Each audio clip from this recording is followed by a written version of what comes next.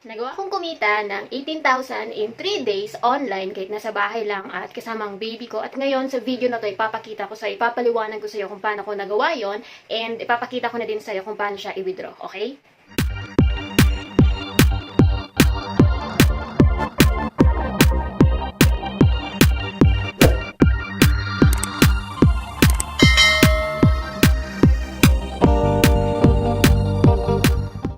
Alright, so welcome sa video na to, and kung first time mo dito sa channel ko, hindi mo pa ako kilala, my name is Sai the Mom Boss, and nag-share ako ng video about work from home and online business opportunities and ibang mga tips din for aspiring online entrepreneurs, okay? If you're interested sa ganung mga topics, then please consider subscribing and i-click mo na din yung bell icon for notification para wala kang ma-miss na kahit anong videos from me. Okay? So ngayon, pag-uusapan natin kung paano ko kumita ng 18,000 in just 3 days online kahit nandito sa bahay lang, kahit kasama yung baby ko. Okay? Kasi again, a full-time mommy ako and nag-work from home ako and at the same time, nag-online business din. Okay? Para sa family ko. Alright? So, ngayon, papakita ko sa iyo yung proof that I really earned 18,000 in 3 days. Nakita mo yung 5 hanggang 5, 6, and then ito, 11,000 plus 7,000 plus 1,000. So, that is 18,000 pesos. Okay? So, yung affiliate program na ginamit ko, that's why I earned ng ganitong kalaking commission is yung Unity Network na affiliate program.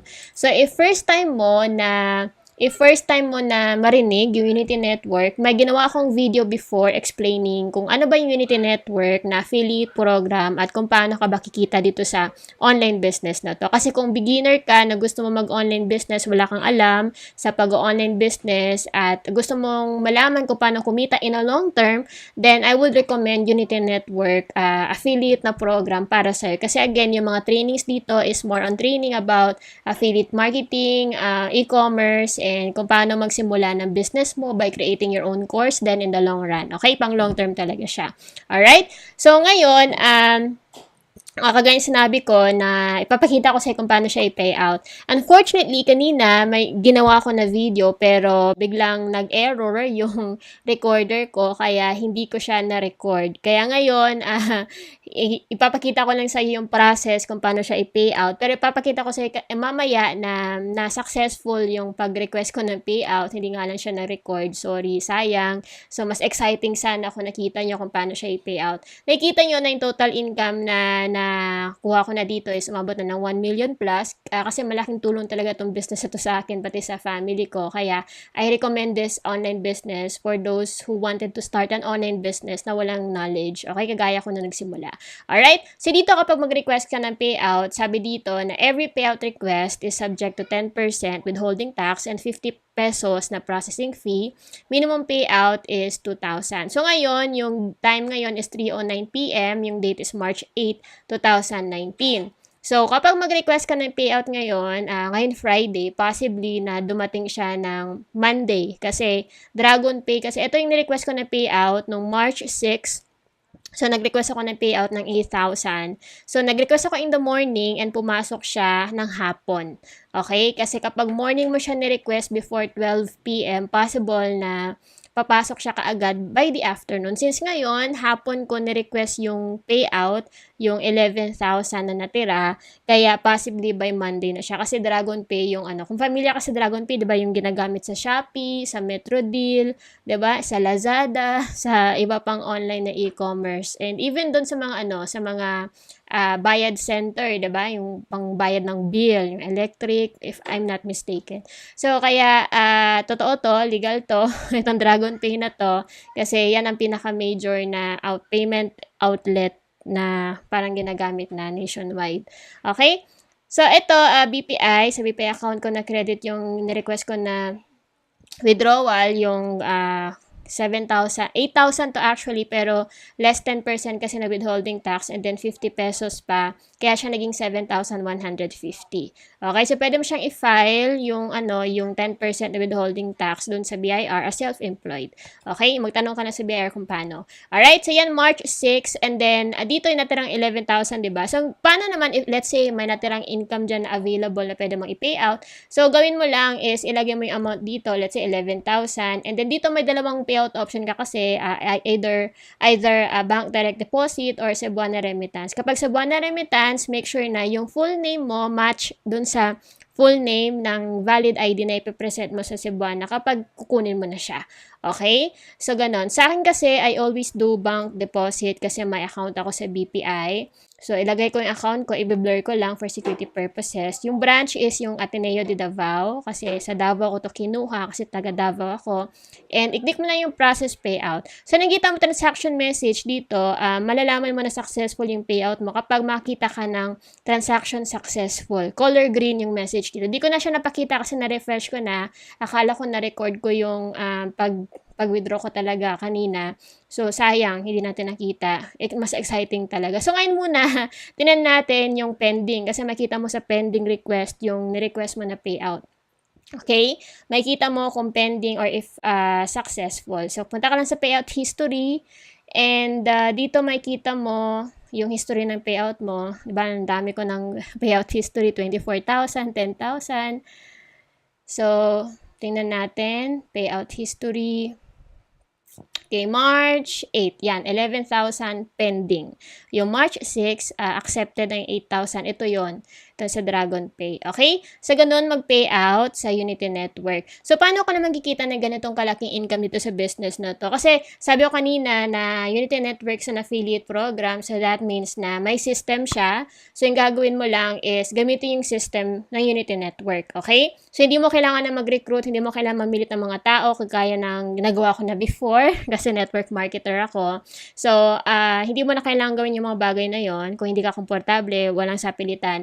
And dito sa Unity Network, all you have to do is isang bagay lang, which is mag-drive ng traffic. Mag-promote ka lang, okay? Mag-promote ka sa social media, sa kahit anong social media na platforms, pwede ka mag-Facebook ads, kung may budget ka pang Facebook ads, kaya na ginagawa namin. Ako, anong kinita namin dito, yung ginagawa namin, pambayad ng Facebook ads, para mas tumaas yung kita. Sa ganun, pwede mo siyang i-roll, kumbaga, parang ganun, okay? So, yun, dito kasi, mas recommended ko yung tinatawag na value-based marketing. Kasi yung iba, promote ng business, nang hindi nagbibigay ng value. Yung value, ibig sabihin nun, magbigay ka ng valuable information. Let's say, mag-share ka muna kung paano mo kinita itong ganitong income bago ka mag-promote. Ganon. So, kailangan na may value, may laman yung isi-share mo para syempre, pagkatiwalaan ka ng mga prospects mo na, uy, itong si Juan, di ba? So, alam ko na may share itong taong to. Okay? So, value para syempre, konti ng resistance na talagang sure na mag-enroll yan under sa link mo. Okay? So, value-based marketing. Huwag masyadong promote. Alright? So, yun ang na-recommend ko. Okay? So, ang ginagawa ko din, kasi malaking tulong kapag i-mentor mo din yung mga personal na mga students na nag-sign up gamit yung link mo. Hindi siya required, pero sa akin gusto ko siyang gawin kasi gusto ko din na maging successful yung mga taong yon, na hindi lang ako yung kumikita. Gusto ko na kukita din sila and mas higit pa. Kaya dito may ginawa kong group sa Facebook, tinawag ko na Online Achievers Official Success Group. Itong mga taong to, yung mga nagtitake na action dito, yun ang kumikita. Kagaya ni Farah na last month lang nag-join, nag-enroll, and then pinasok ko sa dito sa group namin, and inaral niya yung mga training na, kasi pag beginner ka na wala ka talagang alam sa online business, affiliate marketing, may bonus na training na tinatawag na 30 days traffic implementation training Unity Network. Yun ang i-apply mo kasi yun ang magtuturo sa'yo ng basic na driving traffic. Okay? So, dito nag-share ako ng mga valuable na mga training sa group ko, and yung mga trainings na shinare ko lang kung ano yung nag-work sa akin na pwede nilang i-model, i-duplicate, baka mag-work din sa kanila. So, nag-share ako ng mga possibilities dito. And yan, nag-effort talaga ako na gumawa ng mga video trainings dito para sa mga students ko.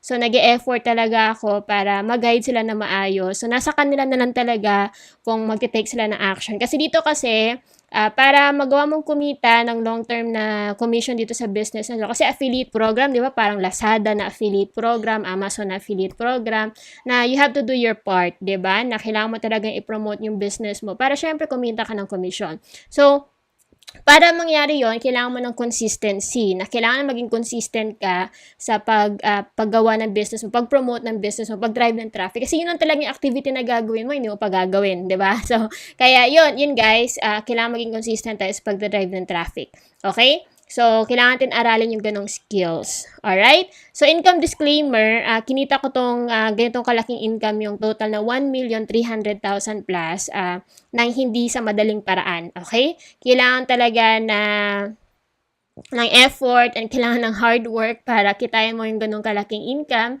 Kasi sa umpisa, yun ang pinaka-challenging. Pero basta nakuha mo na yung timpla, kung paano siya gagawin, so hindi na siya ganun kahirap in the long run. Okay, basta willing ka lang na mag-take ng effort, mabigay ng time, willing ka lang matuto, and syempre mag-apply, mag-adjust. So kumbaga may entrepreneurial na mindset ka, then it's very possible na kikita ka na malaki dito sa business to. Kasi hindi naman to get rich quick na business. Kung yun nahanap mo, sorry, pero hindi para sa itong business na to. Para lang to sa mga tao na willing na maglaan ng oras, ng panahon, and willing mag-aral, willing matuto, and syempre willing na mag-apply and matuto sa mga pagkakamali. Ganon. Sa mga tao na coachable, yung willing na magpaturo, 'di ba? Yung hindi nagmamagaling din. Kasi ako, although na marami na akong alam about sa ganitong business, pero I always do my best na i-empty yung sarili ko para syempre may matutunan ako, lalo na sa ibang mga students na ngayon mas malaki pang kinita sa akin. So, ganon. Okay? So, yun guys. And kung student ka na ng Unity Network, huwag kang tumigil dito sa business mo.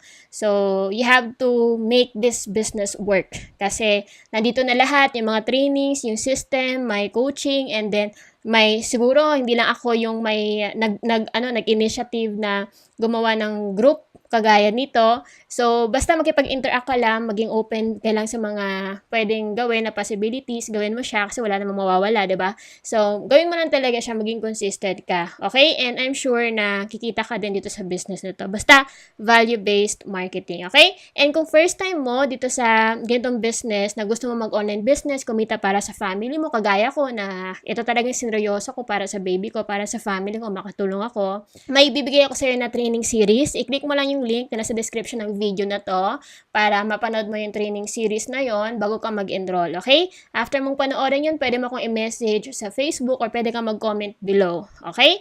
So yun lang guys, and I hope na na-inspire kita sa video na to. Basta kung masipag ka lang at may tiyaga ka, and kung willing ka talaga na i-apply, kumbaga may whatever it takes attitude ka, then it's really very possible sa'yo na kumita ka online, okay? So yun lang, and again, this is Sai, the Mom Boss, and I hope to see you on my next video. Bye-bye.